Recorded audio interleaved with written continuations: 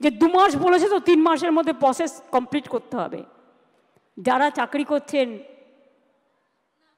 দাঁড়াও, আরে ভাই আমি মাইনাসটা তো বলে রাখবো। ধরুন যদি না করে সুপ্রিম কোর্ট, তাহলেও মনে রাখবেন অল্টারনেটিভ যা করার আমরা করব, এবং সেক্ষেত্রে আপনারা যাতে আবার চাকরি ফিরে পান তার ব্যবস্থা প্রসেসের মধ্যে দিয়েই 2 মাসের মধ্যেই কমপ্লিট হবে, এবং আপনাদের চাকরি ব্রেক হবে না। চাকরি কেড়ে নেওয়ার অধিকার কারণ নেই। আমরা ক্ল্যারিটি চাইব। ক্ল্যারিটি যদি না হয় আগে পেছিয়ে সব আমরা ওটাকে ভরাট করে দেব। Don't worry. নমস্কার বন্ধুরা, আপনারা দেখছেন পারফেক্ট পলিটিক্স, সাদা বাংলার রাজনীতির কথা। বন্ধুরা, মুখ্যমন্ত্রী মমতা বন্দ্যোপাধ্যায়, তৃণমূল নেত্রী মমতা বন্দ্যোপাধ্যায় এবার এই চাকরি হারাদের নিয়ে উল্টো খেলাটা শুরু করে দিলেন। উল্টো খেলা বলতে তার যেটা খেলা, তিনি যেটা চাইছিলেন, তিনি যেটা ছক কষে রেখেছিলেন, সেই ছকের খেলা কিন্তু এবার শুরু করে দিলেন। এবং এদিন নেতাজি ইন্ডোর স্টেডিয়ামে যোগ্য অযোগ্যদের নিয়ে যে সভা, সেই সভায় কিন্তু পরিষ্কার তিনি জানিয়ে দিলেন যে তার কাছে A plan, B plan, C plan এবং ডি প্ল্যানও রয়েছে। সুতরাং সুপ্রিম কোর্ট যেভাবে 2016 পুরো প্যানেল বাতিল করে দিয়েছে, 26,000 যোগ্য অযোগ্যর একেবারে চাকরি বাতিল করে দিয়েছে, এ নিয়ে চিন্তা করার কিছু নেই, ভাবনা করার কিছু নেই। সুপ্রিম কোর্টের রায়ে চাকরি থাকুক বা না থাকুক, সরকারটা তো আছে মমতা বন্দ্যোপাধ্যায়ের সরকার, মানবিক মুখের সরকার, মানবিক সরকার। এই সরকারের আমলে কারো চাকরি হোক বা না হোক, কোনো যোগ্য ব্যক্তি চাকরি পাক বা না পাক, কিন্তু যোগ্যদের সঙ্গে যারা অযোগ্য হিসেবে চাকরি পেয়ে যাবেন, তাদের যদি চাকরি চলেও যায় আইন আদালত সুপ্রিম কোর্টের রায়ের ধাক্কায়, তাতেই বা টেনশনের কি আছে, তাতেই বা চিন্তার কি আছে? কেননা মমতা বন্দ্যোপাধ্যায় এখনো বেঁচে রয়েছেন, মমতা বন্দ্যোপাধ্যায়ের সরকারটাও এখন পশ্চিমবঙ্গের ক্ষমতায় আছে। ফলে মমতা বন্দ্যোপাধ্যায় কিন্তু এদিন নেতাজি ইন্ডোর স্টেডিয়াম থেকে যেটা বার্তা দিলেন চাকরি হারাদের জন্য, সেটা হচ্ছে যে নো টেনশন, চিন্তা করার কোনো কারণ নেই। চাকরি গেছে তো কি হয়েছে, আপনারা স্কুলে যান, স্কুলে গিয়ে পড়ান, বাচ্চাদের খাতাপত্র দেখুন, বাকিটা রাজ্য সরকার বুঝে নেবে। তবে হ্যাঁ, এই যে কাজটা আপনারা করবেন সেটা আসলে আপাতত ভলেন্টিয়ারি কাজ করবেন। কিন্তু এই কথাতেই শিক্ষক শিক্ষিকাদের মধ্যে, চাকরিহারা শিক্ষক শিক্ষিকারা প্রতিবাদ করতে শুরু করলেন, এবং সেই প্রতিবাদ মমতা বন্দ্যোপাধ্যায়ের সামনে আছড়ে পড়ল। এবং মমতা বন্দ্যোপাধ্যায় স্বীকার করলেন যে এটা তিনি আইনি কথা বলছেন। আরে সমঝদারও কে লিয়ে তো ইশারাই কাফি হতা হ্যায়। আর যারা যোগ্য শিক্ষক তারা তো সমঝদার। সুতরাং মুখ্যমন্ত্রী কি বলতে চাইছেন, ভলেন্টিয়ারি সার্ভিসের কথা বলে আসলে তিনি কি বোঝাতে চাইছেন, সেটা যারা সমঝদার তারা ঠিকই বুঝছেন। কিন্তু না, যোগ্য কিছু চাকরি প্রার্থী, চাকরি হারা, তারা আপত্তি জানাতে শুরু করলেন যে তারা যোগ্য, তারা পরীক্ষা দিয়ে পাশ করছেন, তারা কেন ভলেন্টিয়ারি স্কুলে পড়াতে যাবেন। আর এরপরেই মমতা বন্দ্যোপাধ্যায়কে আরও খোলসা করে বলতে হলো যে তিনি ঠিক কি করতে চলেছেন। কি করতে চলেছে তৃণমূলের সরকার? আসলে এই যে সুপ্রিম কোর্টের রায়, সেই রায়ের বিরুদ্ধে এবার রাজ্য সরকারের তরফে রিভিউ পিটিশন করা হবে, এবং সেই রিভিউ পিটিশনের জন্য যথারীতি আরও এক ঝাঁক, আরও 1 ডজন বাঘা ভাগা আইনজীবীকে নিয়োগ করা হবে। রাজ্যের যে কোষাগার, রাজ্যবাসীর যে পকেটের ট্যাক্সের টাকা, সেই টাকা দিয়ে আরও একবার অভিষেক মনু সিংভি, কপিল সিব্বল, প্রশান্ত ভূষণ, কল্যাণ ব্যানার্জির মতো 12-15 জন 20 জনের একটা আইনজীবীদের দল তৈরি করা হবে, এবং সেই দলকে নিয়ে রাজ্য সরকার সুপ্রিম কোর্টে এই যে রায় 2016 সালের নিয়োগ প্যানেল বাতিল পুরোপুরিভাবে, তার রিভিউ পিটিশন দাখিল করা হবে। এবং সেই সঙ্গে সুপ্রিম কোর্টের কাছে দুটো জিনিস জানতে চাওয়া হবে, যে যোগ্য অযোগ্য বাছাই কেন সুপ্রিম কোর্ট রাজ্য সরকারকে করে দিল না। এটা সুপ্রিম কোর্টে করা উচিত ছিল।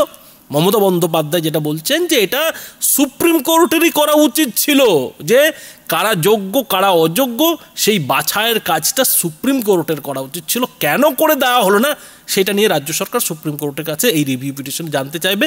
আর দ্বিতীয় হচ্ছে, এই যে এত একসঙ্গে চাকরি বাতিল হয়ে গেল, তাহলে রাজ্যের শিক্ষা ব্যবস্থাটা ভেঙে পড়লে তার দায় কে নেবে? রাজ্যের শিক্ষা ব্যবস্থাটাকে যে ভেঙে ফেলার জন্য একটা ষড়যন্ত্র চলছে, সেটাও কিন্তু এদিন মমতা বন্দ্যোপাধ্যায় বললেন, এবং এমনভাবে বললেন যে যেখানে কিন্তু পুরনো চিফ জাস্টিস চন্দ্রচূড়জির কথাও তার মুখে এলো, এবং তার দেওয়া যে স্টে অর্ডার সেইটাকে সামনে রেখে বর্তমান যিনি সুপ্রিম কোর্টের প্রধান বিচারপতি সঞ্জীব খান্না, তার নাম না করে কিন্তু কোথাও যেন একটা এটাও প্রশ্নচিহ্ন তিনি তুলে দিলেন যে কিভাবে একটা স্টে অর্ডার নাকি রায় পুরোপুরিভাবে বদলে দেওয়া হলো, এই নতুন বিচারপতি এসে নাকি বদলে দিলেন। অর্থাৎ বাংলার বিরুদ্ধে বিজেপির তরফ থেকে একেবারে সুপ্রিম কোর্ট হাইকোর্টে লোক লাগিয়ে, বিচারপতিদের লাগিয়ে নাকি পুরোপুরিভাবে বাংলার বিরুদ্ধে ষড়যন্ত্র করা হচ্ছে।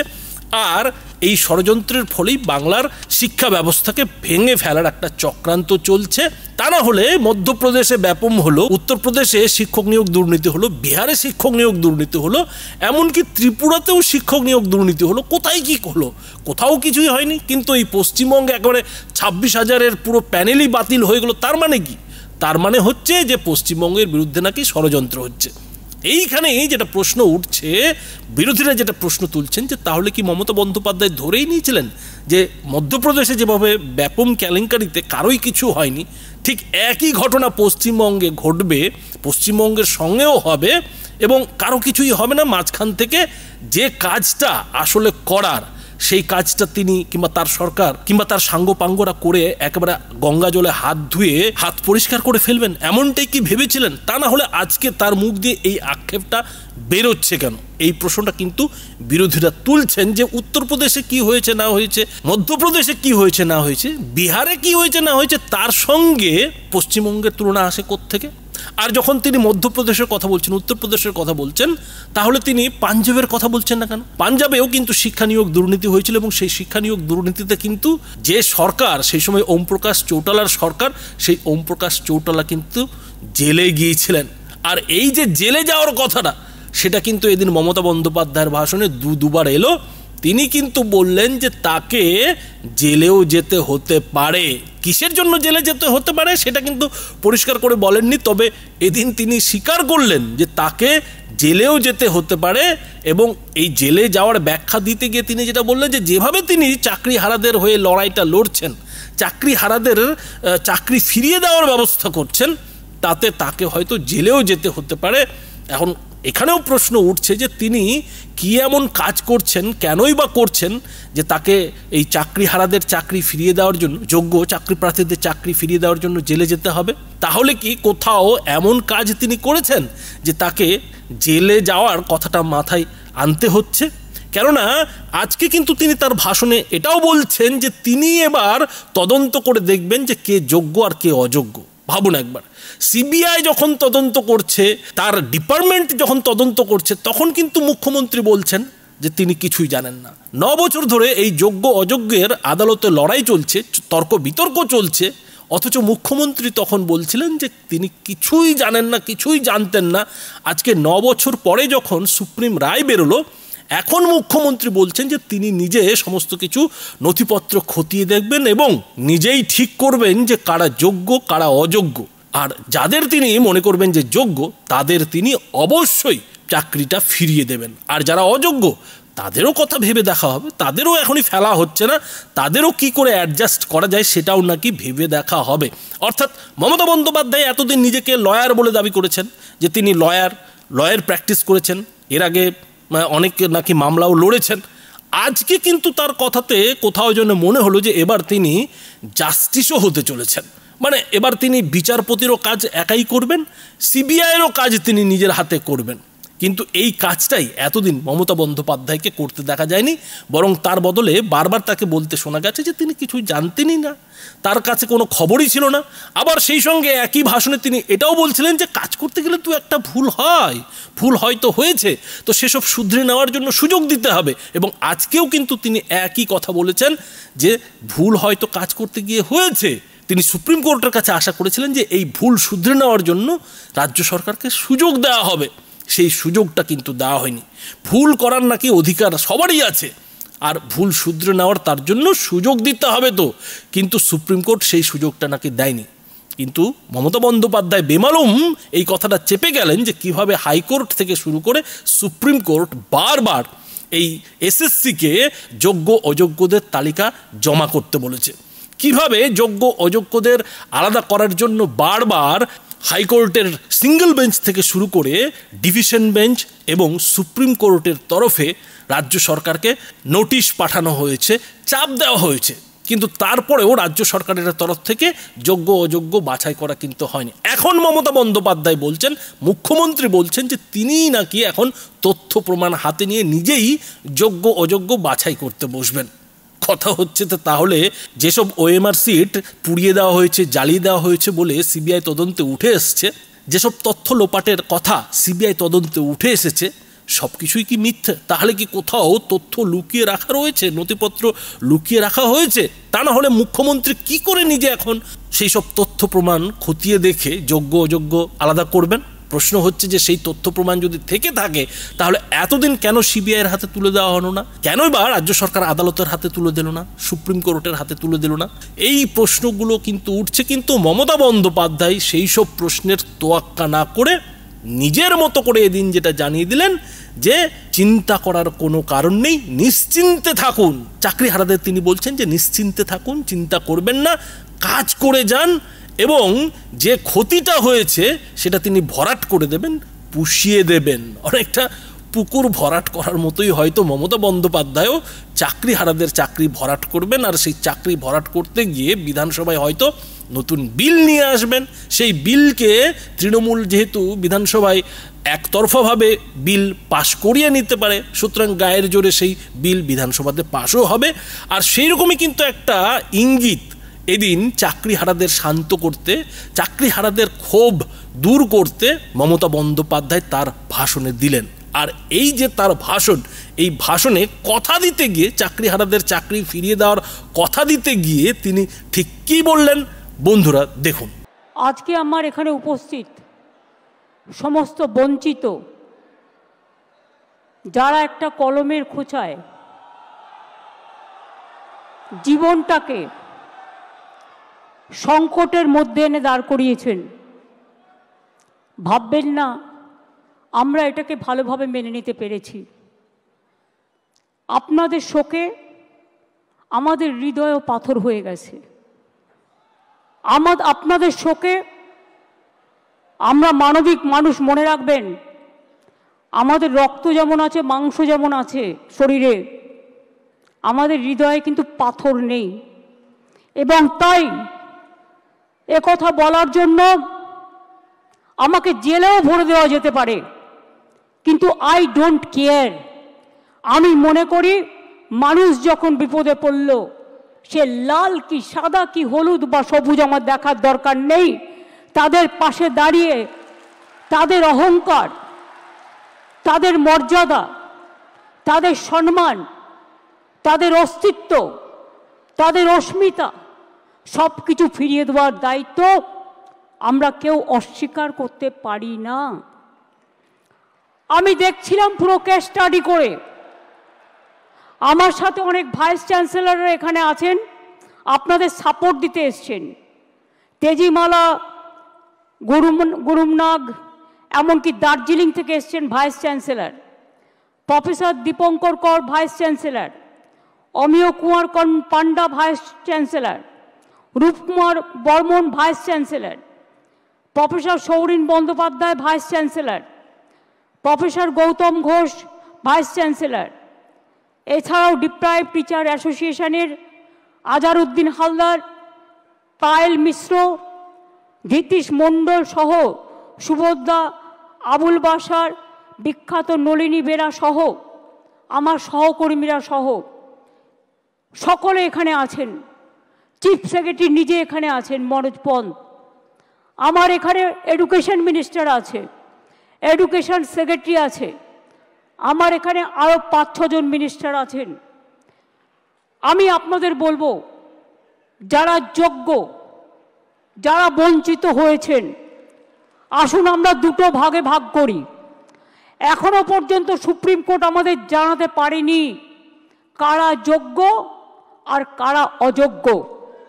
আইনে বলা আছে আইনে বলা আছে 9,000 10,000 people can go scot free but one innocent cannot be punished. এটা হচ্ছে আইনের প্রিন্সিপাল। 2022 থেকে খেলা শুরু করেছিল, একটা নোংরা খেলা। চাকরি দেওয়ার ক্ষমতা নেই, চাকরির কারার যাদের ক্ষমতা আছে তাদের আমি ধিক্কার জানাই। আপনাদের একটা জিনিস বুঝতে হবে, কোনটা মুখ আর কোনটা মুখোশ। কারা যাত্রাপালার মাধ্যমে আপনাদের ভুল বোঝাচ্ছে। রাজ্য সরকার সর্বতোভাবে প্রচেষ্টা নিয়েছিল। প্রথমে সিঙ্গেল বেঞ্চে, আমি যদি মিথ্যে কথা বলি আপনারা আমাকে ধরিয়ে দেবেন, কারণ আপনারা সকলে এর সঙ্গে অবগত আছেন। প্রথমে অভিজিৎ বাবুর বেঞ্চে, সিঙ্গেল বেঞ্চে একাদশ দ্বাদশ শ্রেণী বাতিল করে দেওয়া হয় লিস্ট। তারপরে ডিভিশন বেঞ্চে অন্যান্যদেরটা সবটাই করা হয় এবং সিবিআইকে কেসটা দেওয়া হয়। আমরা সিবিআইকে নন কোঅপারেশন করিনি, আমরা বলেছিলাম বাছুন কে যোগ্য আর কে অযোগ্য। যদি কেউ অযোগ্য হয় তথ্য প্রমাণ দিয়ে প্রমাণিত করতে পারেন, নিশ্চয়ই গভর্নমেন্ট মানে এসএসসি সেটা মেনে নেবে, আমার মানতে কোনো আপত্তি নেই। কেউ যদি কোনো ভুল করে থাকে তার দায়িত্ব আমরা কেন নেব? আমরা চাই কোনো যোগ্য ব্যক্তির যেন চাকরি না যায়, এটা আমরা অলওয়েজ চাই।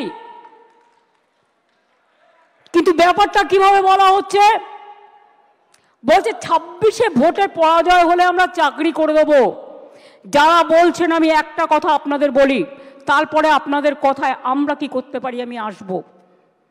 তার কারণ কদিন ধরে আমাকে প্রচণ্ডভাবে, যে মানুষটা জানে না কি হয়েছে, যে মানুষটা কোনো ব্যাপারে আমি চ্যালেঞ্জ করে বলছি, আমি আমার জীবনে জেনে শুনে কোনো পানিশমেন্ট কাউকে দিইনি এবং মনে রাখবেন জেনে শুনে কারো চাকরি খাইনি।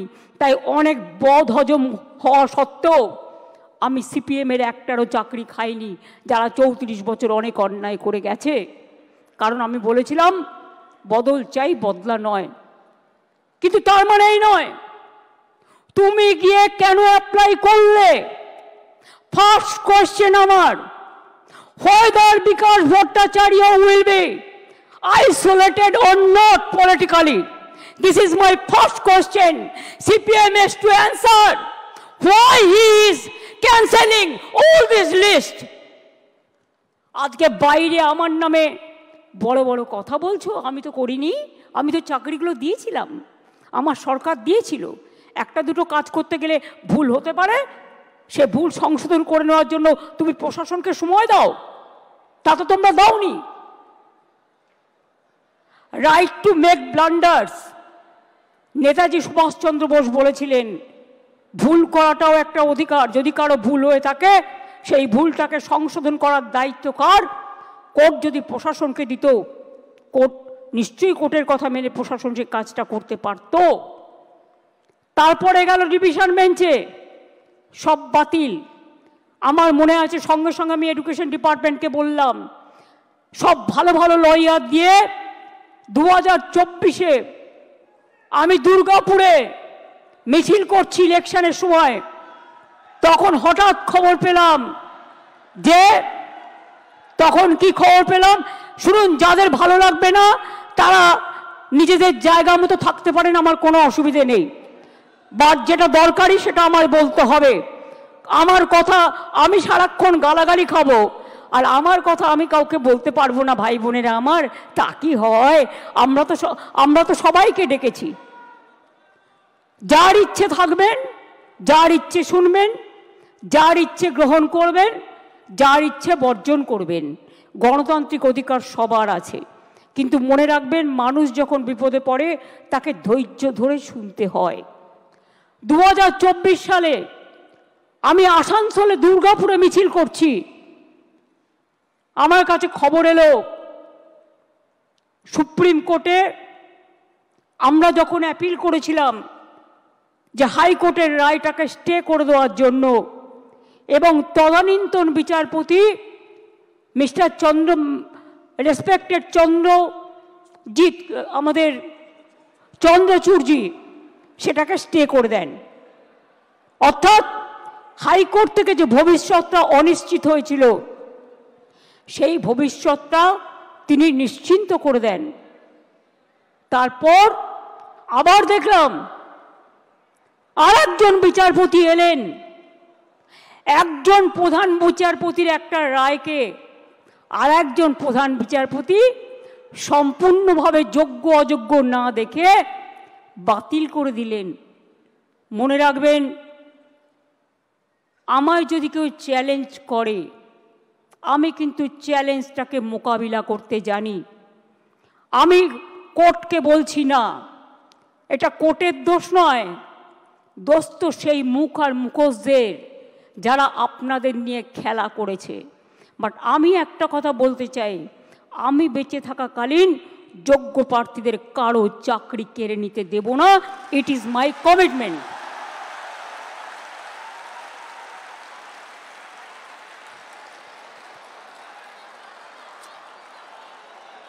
শিক্ষা ব্যবস্থাকে ভেঙে পড়ার জন্য, ভেঙে ফেলে দেওয়ার জন্য, শিক্ষা ব্যবস্থাকে ভেঙে ফেলার জন্য একটা চক্রান্ত চলছে, একটা পরিকল্পনা চলছে। 9, 10, 11, 12 টিচাররা gateway of the higher education তারা তৈরি করে। তারা অনেকে খাতা দেখছে, তারা অনেকে গোল্ড মেডালিস্ট আছে, তাদের জীবনে ভালো রেজাল্ট করে এসছে। সবাইকে চোর বলে দিচ্ছেন, সবাইকে অযোগ্য বলে দিচ্ছেন। এই বলবার অধিকার আপনাদের দিল কে? আমি সরাসরি চ্যালেঞ্জ করছি। আর এই রায়ের পেছনে কিছু খেলা তো নেই। সেই খেলাটা কে খেলেছেন? একজন প্রধান বিচারপতি স্টে করে দিচ্ছেন। আমরা তো মনে করি আইনের সম্মান একজন যেটা করে, উচ্চ আদালতের সর্বোচ্চ আদালত ন্যায় দেবেন, এটাই আমরা আশা করি। বিচারের বাণী যেন নীরবে নিভৃতে না কাঁদে, এটাই আমরা আশা করি। আমরা আশা করি কণ্ঠ আমার রুদ্ধ আজকে, বাসি সঙ্গীত হারা অমাবস্যার কারা। লুপ্ত করেছে আমার ভুবন দুঃস্বপ্নের তলে, তাই তো তোমায় শুধাই অশ্রু জলে। যাহারা তোমার বিছাইছে বায়ু, নিভাইছে তব আলো, তুমি কি তাদের ক্ষমা করিয়াছ? তুমি কি বেসেছ ভালো? আমরা সরকারের পক্ষ থেকে শিক্ষা ব্যবস্থা যাতে ভেঙে না পড়ে তার জন্য আমরা প্রথমে আমি একটু কোর্টের ভাষায় বলি। কোর্টের ভাষাটা, তার কারণ মনে রাখবেন, কোর্ট যখন একটা রায় দেয় সে রায়টাই নাকি চূড়ান্ত রায়। সেই জন্য একটু কোর্টের ভাষায় বলি। সুপ্রিম কোর্ট বলেনি কে যোগ্য কে অযোগ্য, তালিকা দেয়নি। সরকারকে যোগ্য ও অযোগ্যদের আলাদা করার সুযোগ আদালত দেয়নি। ফ্যাক্ট ফাইন্ডিংয়ের অনুমতিও দেয়নি। সিবিআই যা যা কাগজপত্র চেয়েছিল তদন্ত করার জন্য, এসএসসি সব কাগজপত্র তাদের দিয়ে সাহায্য করেছিল।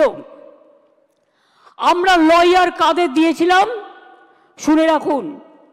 আমরা লয়ার যাদের দিয়েছিলাম এবং এখনও দেব, সেই লয়ার কারা একটু জেনে রাখুন, আপনাদের জানার প্রয়োজন হয়। তার কারণ, জাস্ট এ মিনিট,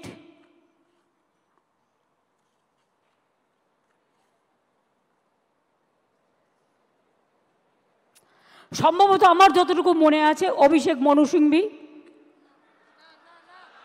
ছাত্রদের হয়ে লড়েছে। যাই হোক, তোমাদের সাপোর্ট দিয়েছি আমরা, হেল্পিং হ্যান্ডস।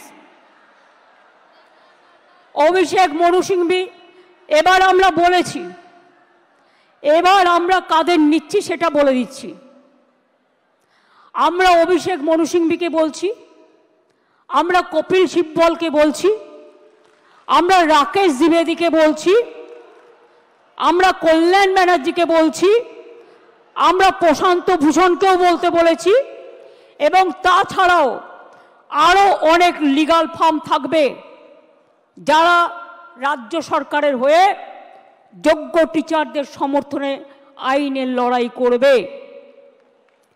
আমি কোর্টের কথাই বলছি, এই লাইনটা আমি বলবো কোর্টের কথায়, কারণ মনে রাখবেন আজকে যে আলোচনাটা হচ্ছে এই রেকর্ডটা কেউ কেউ আবার ট্যাপ করে প্রধান বিচারপতির কোর্টে পাঠাবেন আমাকে যাতে জেলে পড়া যায়। তাই মনে রাখবেন আমি লটা জানি, আমি নিজেও লয়ার হিসেবে অনেকগুলো কেস করেছি। While we are bound by the ruling of the Honorable Supreme Court, যারা এটা কোর্টে পাঠাবেন ভালো করে শুনে নিন, while we are bound by the ruling of the Honorable Supreme Court, we are taking proactive steps to ensure that the situation is handled with the utmost care and fairness. We will explore all possible legal avenues, including seeking modifications of the judgment and other reliefs to provide justice to those who have been affected. যারা আজকে শিক্ষা কাঠামোকে সম্পূর্ণ ভেঙে দিয়েছে আমি তাদের জন্য বলতে চাই, আমরা এটা নিশ্চিত করব, আমরা একটা ক্ল্যারিফিকেশন চাইব প্রথমে। তার কারণ যে যারা এখন চাকরি করছেন ভালো করে শুনুন, এইটা আমরা ক্ল্যারিফিকেশন চাইব কোর্টের কাছে ফার্স্ট, যে তারা আজকে কি করবেন। আপনারা যে বললেন নতুন করে পরীক্ষা নিয়ে লিস্ট করতে, আগে আমাদের জানতে হবে যে স্কুলের বাচ্চাগুলোকে তারা পড়াতেন, যারা স্কুলে যেতেন, যারা কাজ করতেন, যারা শিক্ষক শিক্ষিকারা আজও স্কুলে অনেকে যাচ্ছেন, তাদের জন্য আপনাদের কি ক্ল্যারিফিকেশন, স্কুল কে চালাবে, কাজগুলো কে চালাবে। না খেয়ে মানুষ মেরে দেবার অধিকার তো আমারও নেই, আপনারও নেই, কারোরই নেই। তাই এইটার ব্যাপারে আমার অনুরোধ, যারা চাকরি দিতে পারবেন না তারা যেন চাকরি কেড়ে না নেন, এটা নিশ্চিন্ত করবার জন্য যা করার এডুকেশন ডিপার্টমেন্ট করবে। আদালতের রায় বেরোনোর 15 মিনিটের মধ্যে আমি নিজে চিফ সেক্রেটারি এডুকেশন ডিপার্টমেন্টকে দিয়ে ডিটেলস মিটিং করিয়েছি এবং আমরা আমাদের প্রসেস শুরু করতে বলেছি। আদালতের রায় বেরোনোর 2 ঘন্টার মধ্যেই চিঠি পাঠানো হয়েছে কমিশনকে। আমার বিশ্বাস, আমি আপনাদের বলছি, আমি এখন ভবিষ্যতেটাও বলে রাখছি, ধরুন ক্লারিফিকেশনে বলে দিল না চাকরি করা যাবে না যতক্ষণ পর্যন্ত ফ্রেশ অ্যাপয়েন্টমেন্ট হবে না। আমায় দুটো দিক ভেবে রাখতে হচ্ছে, কোনটা মাইনাস হতে পারে, কোনটা প্লাস হতে পারে। ইফ ইট ইজ মাইনাস, তাহলে আমরা কি করব?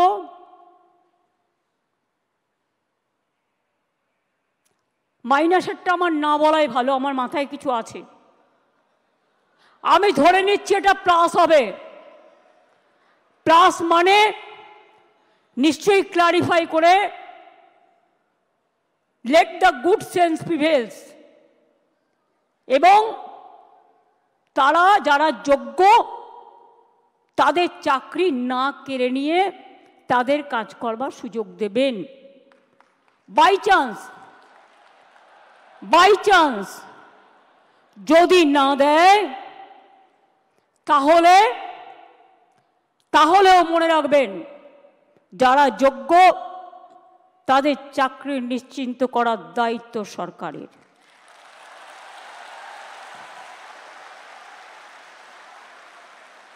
পরিষ্কার বলছি, কোনো রাগঢাক নেই। সুপ্রিম কোর্টের আইন অনুযায়ী করব। কিভাবে করব? যখন কেউ পথ দেখায় পথের মধ্যেই পথ খুঁজে নেয়। পথে চলতে গেলে গর্ত আসতে পারে, পথে চলতে গেলে কিছু রাস্তা ভাঙা থাকতে পারে, বাট ভাঙা রাস্তা পেরিয়েই মানুষকে এগিয়ে যেতে হয় সফল রাস্তায়। এবং তাই মনে রাখবেন আমাদের plan A ready, B ready, C ready, D ready and E ready. মনে রাখবেন এই যোগ্য টিচারদের চাকরি যাতে কোনোভাবে না যায়। যদি বলে তোমাকে 2 মাসে প্রসেস করতে হবে, আপনাদের তো কেউ চাকরি টার্মিনেট করেনি এখনো পর্যন্ত, করেছে কি? কোনো নোটিশ পেয়েছেন? আপনার বিরুদ্ধে দুর্নীতি না যদি প্রমাণ করতে পারে তো কি আপনাকে কেউ যেতে বারণ করেছে? যান না, আপনি আপনার কাজ করুন না। আপনার কাজ কে বারণ করেছে? আপনারা বাচ্চাদের শিক্ষা দেবেন না? আপনারা বাচ্চাদের পড়াবেন না? আপনারা স্কুলগুলোতে ক্লাস করবেন না? হ্যাঁ, তখন যদি সুপ্রিম ভলেন্টারিলি সার্ভিস কিন্তু সবাই দিতে পারে, সেখানে কিন্তু আটকাবার কোনো জায়গা নেই কারো। সেখানে কি করে আপনাদের চলবে? ধরুন ধরে নিলাম ওরা করলো না, বলল না হবে না, তখন আমি কি করব? তখন আমি এডুকেশন ডিপার্টমেন্টকে রিকোয়েস্ট করতে পারি। কি রিকোয়েস্ট? এটা আমরা লিগাল আলোচনা করেই বলছি।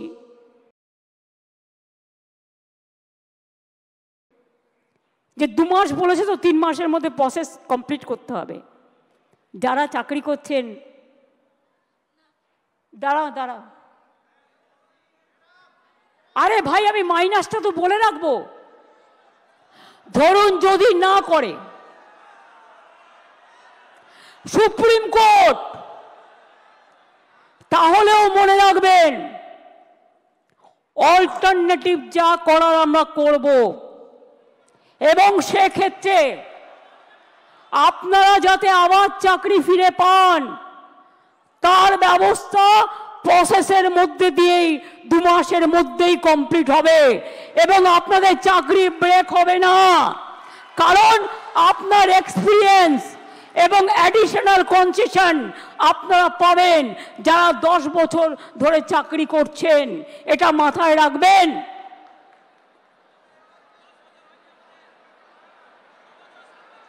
আমি চাই মানবিকতার খাতিরে সুপ্রিম কোর্ট কেসটা নিয়ে ক্ল্যারিফাই করে বলুন কারা যোগ্য কারা যোগ্য নয়, আমাদের হাতে লিস্টটা তুলে দিন। 2 হচ্ছে আমরা এটাও জানতে চাইব শিক্ষা ব্যবস্থাকে ভেঙে দেওয়ার অধিকার তো কারো নেই।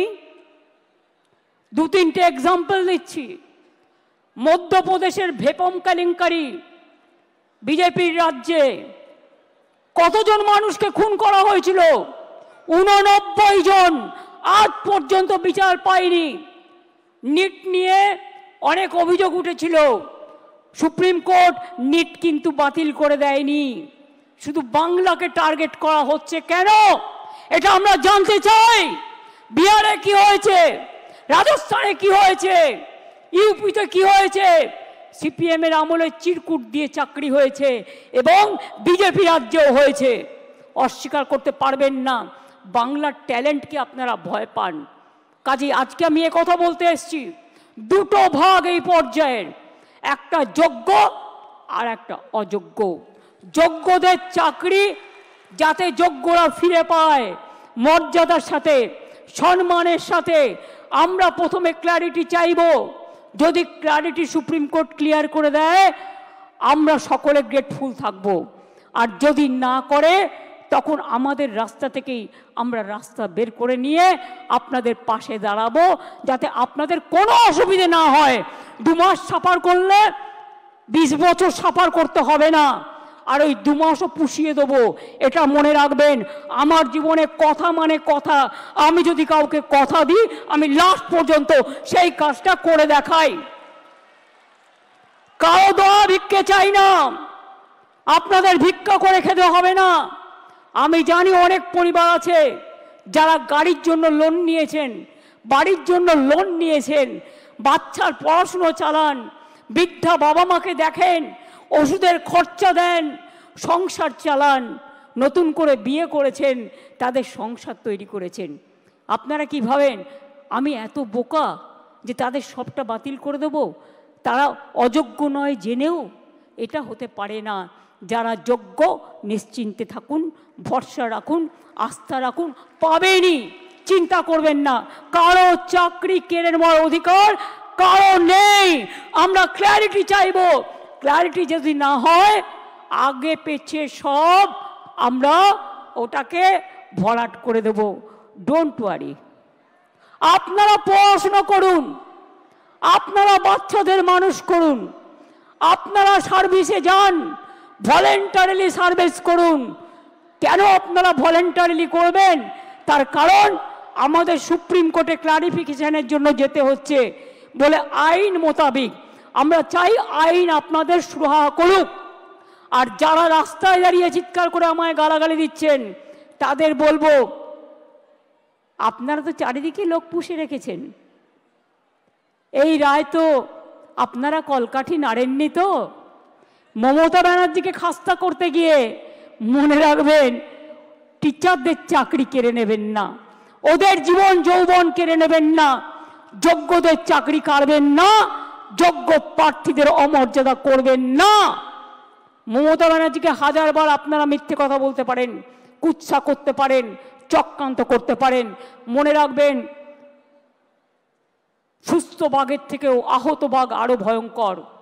এই আঘাত আপনাদের আঘাত নয়, এই আঘাত আমার উপর মানসিকভাবে আঘাত, আমাদের সরকারকে আঘাত করেছে। এই আঘাতের প্রত্যুত্তর আমরা ফিরিয়ে দেব কাজের মধ্যে দিয়ে, সম্মানের মধ্যে দিয়ে, জীবন জীবিকার মধ্যে দিয়ে। চিন্তা করবেন না। আর কেউ কারো উস্কানি সুরে প্ররোচনা শুনে প্লিজ দয়া করে প্ররোচিত হবেন না। মনে রাখবেন মাথার ওপরে আমরা আছি, মামাটি মানুষের সরকার আছে, কারো প্রতি কোনো অবিচার আমরা করব না। এটা আমি কথা দিয়ে গেলাম, এটা আমি কথা দিয়ে গেলাম, এটা আমি কথা দিয়ে গেলাম। যারা বলছে 2026-এ করবেন, দাঁড়ান এক সেকেন্ড আর একটা শুনে নিন। ত্রিপুরায় 10,000 টিচারের চাকরি হয়ে গিয়েছিল কোর্টের জন্য। বিজেপির ম্যানিফেস্টে বলা হয়েছিল, প্রতিশ্রুতিতে প্রথমবার, এবার তো দ্বিতীয়বার এসছে, যে তারা জিতলে সব টিচারদের চাকরি ফিরিয়ে দেবে।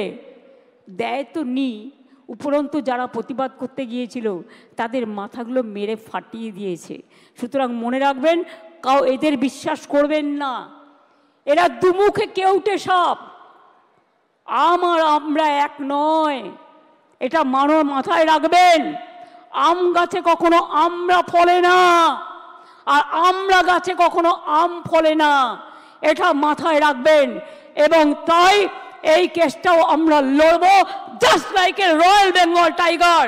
আর আমি স্টুডেন্টদের বলবো, এই ডিপ্রাইভ টিচার অ্যাসোসিয়েশনের যারা আছে তারাও একটা গ্রুপ করে, আমরা যে লয়ারদের দিচ্ছি তারাও যদি মনে করেন তারা কনসাল্টিং প্রসেসে থাকবেন, তাদের স্যাটিসফ্যাকশানের জন্য আমি এডুকেশন মিনিস্টার এবং সেক্রেটারি এবং চিফ সেক্রেটারি এখানে আছে, তাদের রিকোয়েস্ট করব ওদের থেকেও একটা স্মল গ্রুপ তৈরি করে নাও। আর এদের আপনারা ডিপেন্ড করুন যাতে টাইম টু টাইম সঠিক মেসেজ আপনারা করতে পারেন। আমি এইটুকু বলবো, নিশ্চিন্তে থাকুন, ভরসা রাখুন। আগে আমাকে যোগ্যদেরটা ঠিক করতে দিন, আগে আমাকে যোগ্যদেরটা ঠিক করতে দিন, তারপরে আমি অন্য কথা বলবো, আমি আবার ডাকবো। আগে যোগ্যদেরটা হয়ে যাক, বাদ বাকি যারা থাকবেন, যাদের অযোগ্য বলা হচ্ছে তাদের বিরুদ্ধে কি কি এভিডেন্স আছে আমি দেখব। সত্যিই যদি এভিডেন্স প্রমাণিত হয় তারা অযোগ্য, তখন আমার কিছু হয়তো করার থাকবে না ওই ডিপার্টমেন্টে, কিন্তু সেটা নিয়ে আমরা আলোচনা করব পরে। আগে ফার্স্ট ফেজ যোগ্যদেরটা রক্ষা করা, সেকেন্ড ফেজ কাকে অযোগ্য বলেছে, কেন বলেছে, কি কারণে বলেছে, কোন এজেন্সি তদন্ত করেছে, কি কি কাগজপত্র আছে, টোটালটা দেখব। তারপরে তাদের নিয়ে আমি আলাদা করে মিটিং করে আমাদের কথা বলবো। আমার মনে হয় আপনারা নিশ্চিন্তে থাকুন, চিন্তা করবেন না, এবং যোগ্য অযোগ্যের মধ্যে গন্ডগোল লাগাবেন না। ভাই ঠিক আছে, ঠিক আছে, যে কেউ অ্যাপ্লিকেশন দিতে পারেন। আমি এটাই বলবো, নিশ্চিন্তভাবে আপনারা বাচ্চাদের শিক্ষা দিন এবং যোগ্যরা যারা আছেন শিক্ষা দিন, শিক্ষিত করুন। বাদবাকি যারা আছেন আমি বলেছি তো পরে কথা বলবো, তাদের সাথেও যখন সুযোগ হবে আমি নিশ্চয়ই তাদের কথা শুনবো। এবং ফার্স্ট আমাকে তদন্তটা করতে দিন, ফার্স্ট আমাদের তদন্তটা করতে দিন। আমরা দেখতে চাই, শুনুন, পথ যখন হারিয়ে যায় নতুন পথ একটা খুঁজে পাওয়া যায়।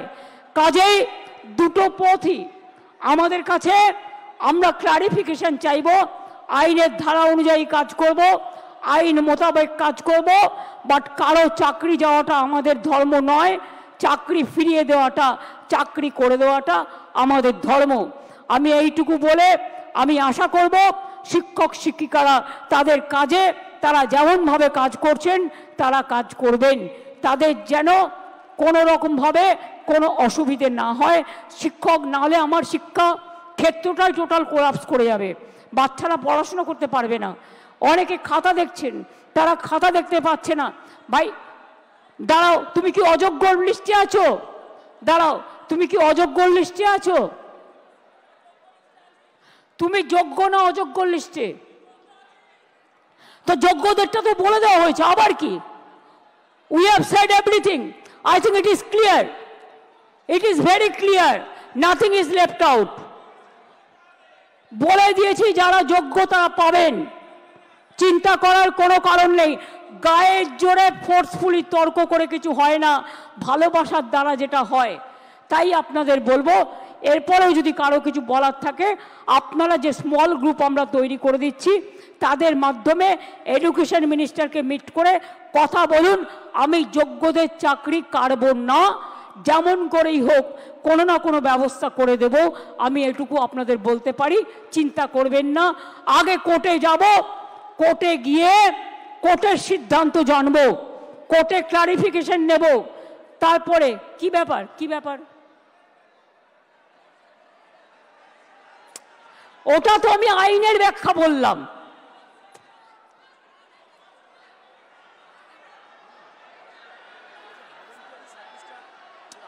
আরে ভলেন্টারিলি বলছি না, শুনুন, আমি কোর্টের ভাষা বলছি।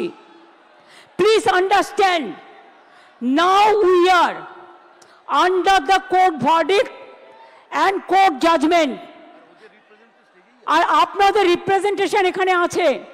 আমি কেন বলছি, কোর্ট আমায় বলতে পারে আমি বাতিল করলাম, তুমি ওদের কেন যেতে বলছো? আমি যেতে বলছি এই কারণে যে যে কেউ সার্ভিস দিতে পারে ফর হিউম্যানিটি, তাদের সার্ভিস কেউ কাটতে পারে না। সুতরাং কোর্টের আইন মেনেই যোগ্যদের জন্য ওদের পথ দুটো খোলা আছে। মনে রাখবেন, কোর্টের আইনেই দুটো পথ খোলা আছে।